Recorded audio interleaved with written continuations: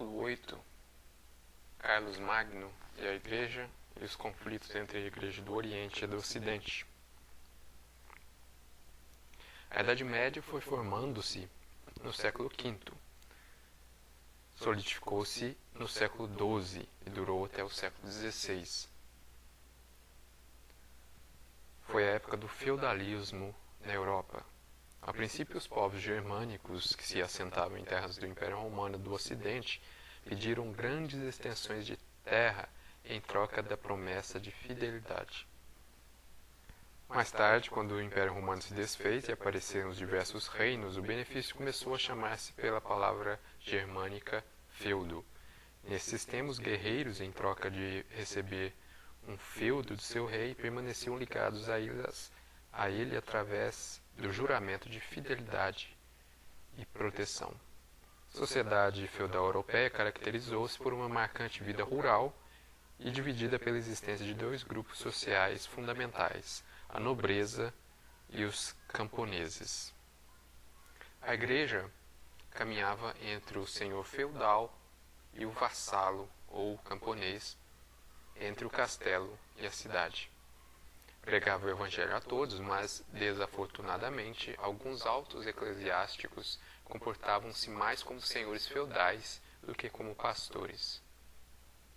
O baixo clero também não carecia de defeitos, mas o maravilhoso era que a igreja, precisamente porque alguns de seus membros caíam na incoerência e no pecado, purificava-se continuamente sob o impulso do Espírito Santo. O século VIII foi a época do imperador Carlos Magno. Nasceu nesse século o que chamamos de Estados Pontifícios, que se manteriam até o ano de 1870.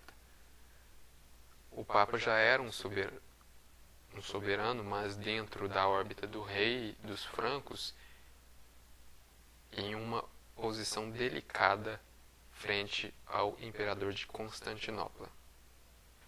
Carlos Magno prosseguiu a política de seu pai, reforçou a unidade da Europa Ocidental, expulsou os árabes no norte da Espanha e estendeu seu reino pelo leste, convertendo à força os saxões.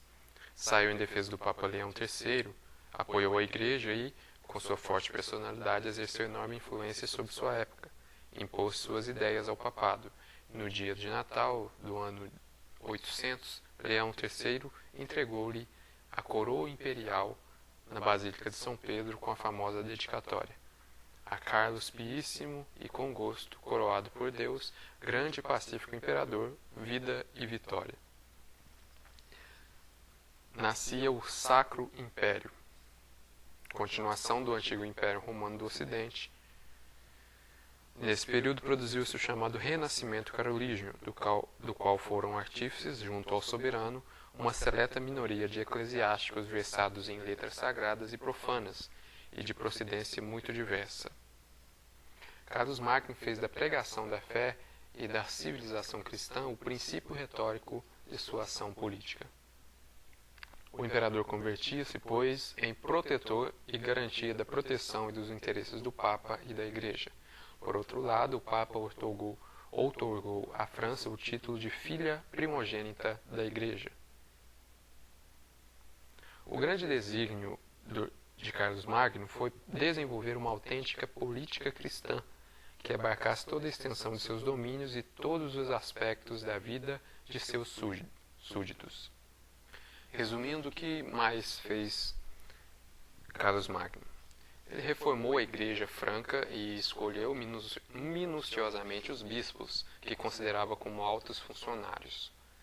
Ao clero secular, favoreceu com a fundação de comunidades de cônegos, restabeleceu a eleição do abade pelos mesmos monges, introduziu e impôs os livros da liturgia romana. O pão natural foi substituído pelo pão ázimo, multiplicavam-se missas privadas.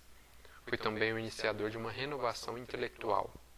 Cada vez mais a igreja grega do Oriente ia distanciando-se de Roma. Houve nessa época uma disputa sobre as imagens. Terminamos esse século com um texto de Carlos Magno, no qual se vê a união entre a igreja e o Estado. Todo aquele que entre com violência numa igreja e leve algum objeto ou incendeie o edifício pela força ou por roubar, será entregue à morte. Todo aquele que, por desprezo ao cristianismo, negue-se a respeitar o santo jejum quaresmal e coma carne, será entregue à morte.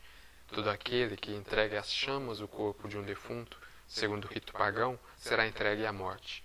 Todo saxão não batizado que tente fingir para seus compatriotas e se negue a que lhe administrem o batismo, será entregue à morte. Essa união entre Estado e Igreja traria muitos inconvenientes. Continua aquela política do césaropapismo.